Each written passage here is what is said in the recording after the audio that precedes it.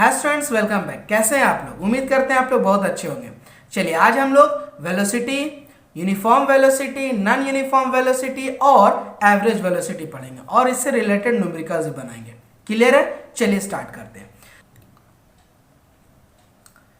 चलिए सबसे पहले हम लोग वेलोसिटी देख लेते हैं। वेलोसिटी का अगर आप डेफिनेशन देखिएगा तो ये हो जाएगा, velocity of an object is defined as the displacement of the body per unit time. Clear है ना? अब यहां पे क्या होगा, जिस तरह से स्पीड में क्या होता था, डिस्टेंस बाय टाइम होता था, उसी तरह यहां पे वेलोसिटी इज इक्वल टू हमारा हो जाएगा डिस्प्लेसमेंट बाय टाइम। क्लियर है ना? अब डिस्प्लेसमेंट किस तरह से फाइंड करते हैं ये आपको पता ही होगा।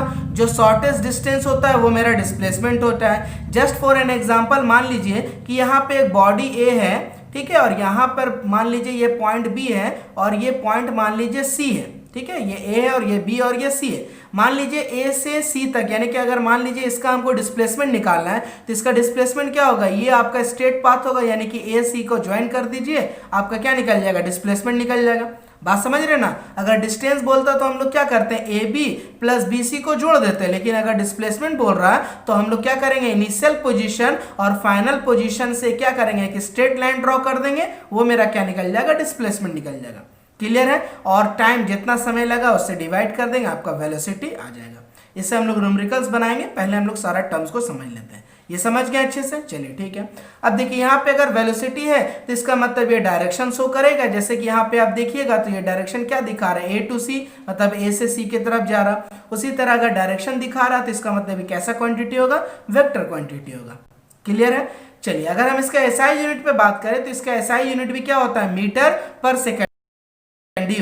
चलिए अब हम लोग बात करते हैं इसका, एक नोट में इंपॉर्टेंट पॉइंट याद रखिएगा, velocity of an object can be positive, zero और नेगेटिव। पॉजिटिव भी हो सकता है, जीरो भी हो सकता है और नेगेटिव भी हो सकता है। क्लियर है ना? ये एक नोट में इंपॉर्टेंट पॉइंट आप कॉपी में नोट कर लीजिएगा। ओके, चलिए समझ गए अच्छे से। वेलोसिटी क्या होगा, सिंपल याद रखना है, डिस्प्लेसमेंट बाय टाइम। और डिस्प्लेसमेंट कैसे निकालते हैं उसको आपको आना चाहिए। मैं आपको फर्स्ट ही वीडियो में बताया था जब डिस्प्लेसमेंट और डिस्टेंस पढ़ा रहा था। ठीक है, चलिए इसके बाद हम लोग नेक्स्ट कुछ और टर्म्स को जान लेते हैं, उसके बाद न्यूमेरिकल्स पे बनाएंगे इसे। तो चलिए नेक्स्ट टॉपिक हमारा है uniform velocity. Okay, uniform velocity क्या होता है, देखिए, if an object covers equal displacement in equal interval of time without changing direction, तो वैसे केस में हम लोग बोलेंगे कि जो बॉडी का वेलोसिटी है वो यूनिफॉर्म है। ठीक है, क्यों? क्योंकि इक्वल डिस्प्लेसमेंट हो रहा है इक्वल इंटरवल ऑफ टाइम में, है ना? इसे हम लोग कांस्टेंट वेलोसिटी भी कहते हैं। जिस तरह से यूनिफॉर्म स्पीड था ना, उसी तरह यहाँ पे यूनिफॉर्म वेलोसिटी है, बस यहाँ पे इक्वल डिस्प्लेसमेंट है, वहां पे डिस्टेंस था, यहाँ पे डिस्प्लेसमेंट है। क्लियर? चलिए इसके बाद नेक्स्ट है नॉन यूनिफॉर्म वेलोसिटी। सिंपल है, if an object covers unequal displacement in equal interval of time, तो वैसे को हम लोग क्या बोलेंगे, नॉन यूनिफॉर्म वेलोसिटी। क्लियर? चलिए उसके बाद हम लोग बात करते हैं एवरेज वेलोसिटी। क्या होगा, it is the defined as the ratio of the total displacement of the body या object to the total time taken, है ना? तो टोटल जितना भी डिस्प्लेसमेंट होगा उसको ऐड कर दीजिएगा और जितना टोटल टाइम लगेगा उससे डिवाइड कर दीजिएगा। यहाँ पे एक और आप फॉर्मूला बोल सकते हैं कि इस तरह से क्रिएट हो जाएगा। जैसे कि हमें एवरेज वेलोसिटी लिखना है तो हम लोग शॉर्ट में लिखते हैं AVG। ठीक है ना? ये हो जाएगा, क्या लिखेंगे हम लोग, initial velocity plus final velocity by 2। Clear है ना? हम लोग ये भी बोलते हैं। अब आप जानते हैं इनिशियल वेलोसिटी को क्या चीज से रिप्रेजेंट करते हैं, u से रिप्रेजेंट करते हैं, और फाइनल वेलोसिटी को हम लोग v से रिप्रेजेंट करते हैं। क्लियर है ना? ये सिंबल भी आप याद रखिएगा। ओके, तो यहाँ पे ये हो गया एवरेज वेलोसिटी। आई थिंक आप सारा टॉपिक को अच्छे से समझ गए। अगर ये नहीं समझ में आया इनिशियल वेलोसिटी और फाइनल वेलोसिटी, तो आपको अभी जब मैं न्यूमेरिकल्स बताऊंगा तो सारा क्लियर हो जाएगा। ओके, तो चलिए आते हैं इसके न्यूमेरिकल्स के ऊपर। चलिए यहाँ पे क्वेश्चन देख रहे हैं आप, a man walk 7 kilometer in 2 hour, okay, and 2 kilometer in 1 hour in the same direction. Direction आपका सेम है। ओके, पहला क्वेश्चन बोल रहा what is the average speed, और सेकंड क्वेश्चन बोल रहा what is the average velocity. तो चलिए सबसे पहले हम लोग फर्स्ट का निकाल लें। देखिए यहाँ पे दो डिस्टेंस है ना, पहला है 7 किलोमीटर गया 2 घंटा में और सेकंड है 2 किलोमीटर गया 1 घंटा में। तो चलिए हम लोग क्या करते हैं, हम लोग टोटल डिस्टेंस पहले फाइंड कर लेते हैं। एवरेज स्पीड है तो डिस्टेंस निकालना होगा, तो हम लोग क्या करते हैं, टोटल डिस्टेंस निकाल लेते हैं। तो टोटल डिस्टेंस क्या हो जाएगा, देखिए 7 + 2 यानी कि बोलिएगा 9 किलोमीटर टोटल डिस्टेंस निकल गया। क्लियर है। चलिए अब टोटल टाइम निकाल लेते हैं, टोटल टाइम। तो टोटल क्या टाइम क्या हो जाएगा, देखिए यहाँ पे फर्स्ट में 2 आवर लगा है, फिर 1 आवर लगा है, यानी कि आप बोलिएगा 2 1 3 आवर। ओके, अब आपको क्या करना है, एवरेज स्पीड निकालना है। एवरेज स्पीड निकालना है। तो एवरेज स्पीड क्या होता है, total distance by total time. Total distance यहाँ पे आपका 9 किलोमीटर है, ठीक है 9, और टोटल टाइम कितना लगा, 3 लगा, ठीक है। तो इसे आप डिवाइड कर दिए, क्या हो गया 3। आप किसका यूनिट बोलिएगा तो ये किलोमीटर में, नीचे आवर में तो बोलिएगा किलोमीटर पर आवर। ये हमारा क्या निकल गया, एवरेज स्पीड निकल गया। क्लियर है ना।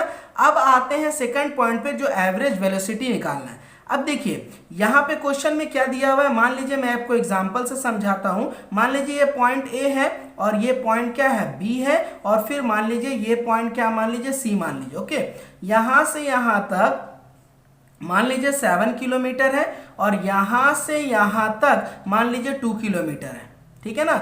इसे 2 घंटा लगा और यहां से यहां तक में 1 आवर लगा। अब देखिए अगर मैं आपको बात करूं कि इसका डिस्प्लेसमेंट, वेलोसिटी निकालने के लिए डिस्प्लेसमेंट निकालना होगा।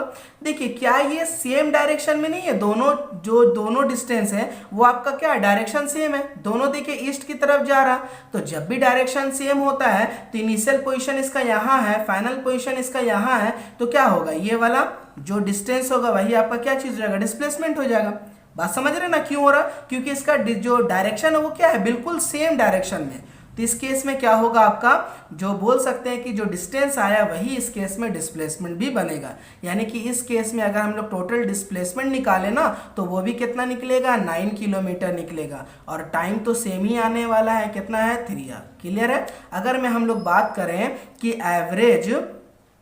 एवरेज वेलोसिटी अगर आप बात कीजिएगा ना तो एवरेज वेलोसिटी भी वही आएगा सेम जितना एवरेज स्पीड आया है, ठीक है। 9/3 हो जाएगा, डिवाइड कीजिएगा तो क्या हो जाएगा, 3 किलोमीटर पर आवर। क्लियर है ना। अब ये ऐसा क्यों हुआ ये समझे आप, क्योंकि इसका जो डिस्टेंस है यानी कि इसका जो ट्रैवल कर रहा था वो एक ही डायरेक्शन में था, इसीलिए यहाँ पे डिस्टेंस और डिस्प्लेसमेंट दोनों सेम आया है।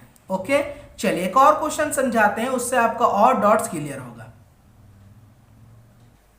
चलिए इस क्वेश्चन में देखिए, मान लेते हैं ये पोजीशन ए है और ये पोजीशन आपका बी है, ठीक है। और ए से बी तक का जो डिस्टेंस है वो है 10 मीटर, और आने में कितना समय लगता है, 5 सेकंड लगता है। अब क्वेश्चन समझिए, क्वेश्चन बोल रहा है कि पहले ए से बी तक गया, ठीक है, उसके बाद फिर बी से वापस ए की तरफ आ गया, ठीक है। तो इस क्वेश्चन में आपको टोटल डिस्टेंस निकालना है, टोटल डिस्प्लेसमेंट निकालना है, उसके बाद एवरेज स्पीड निकालना है और एवरेज वेलोसिटी निकालना है। क्लियर है। तो चलिए सबसे पहले हम लोग डिस्टेंस निकाल लेते हैं। देखिए टोटल डिस्टेंस क्या हो जाएगा हमारा, देखिए पहले ए से बी तक गया यानी कि 10 मीटर लगा, फिर बी से ए की तरफ आ गया फिर 10 मीटर लगा, यानी कि टोटल डिस्टेंस हमारा कितना हो गया, 20 मीटर। क्लियर है ना। अब टाइम निकाल लीजिए, देखिए 5 सेकंड जाने में और 5 सेकंड आने में, तो कितना हो गया, 10 सेकंड। क्लियर है ना। एवरेज स्पीड निकाल लेते हैं।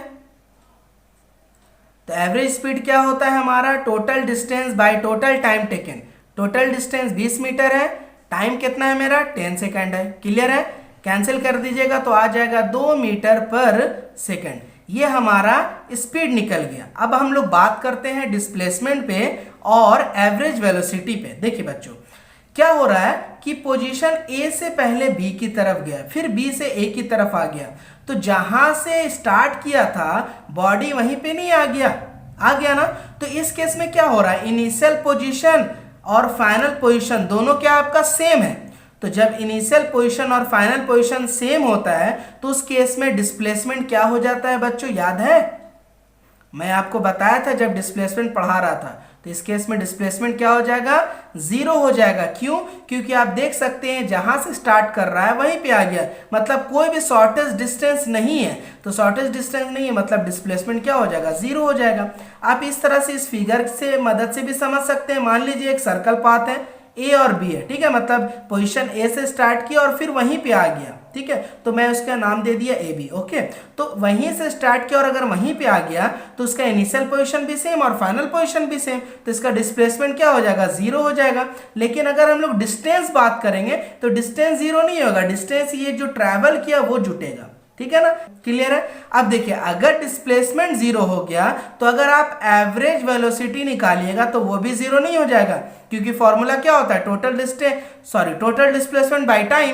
तो अगर डिस्प्लेसमेंट ही जीरो है तो टाइम नीचे है तो पूरा टर्म क्या हो जाएगा, जीरो हो जाएगा, क्लियर है। तो इस तरह से बच्चों हम लोग वेलोसिटी का क्वेश्चन बनाते हैं। अगर अभी भी किसी तरह का कोई दिक्कत है तो प्लीज मुझे कमेंट सेक्शन में जरूर बताइएगा, मैं आपका सारा डॉट्स क्लियर करने का कोशिश करूंगा। तो चलिए मिलते हैं फिर नेक्स्ट वीडियो में, और इस वीडियो में हम लोग एक्सेलरेशन के ऊपर पढ़ेंगे।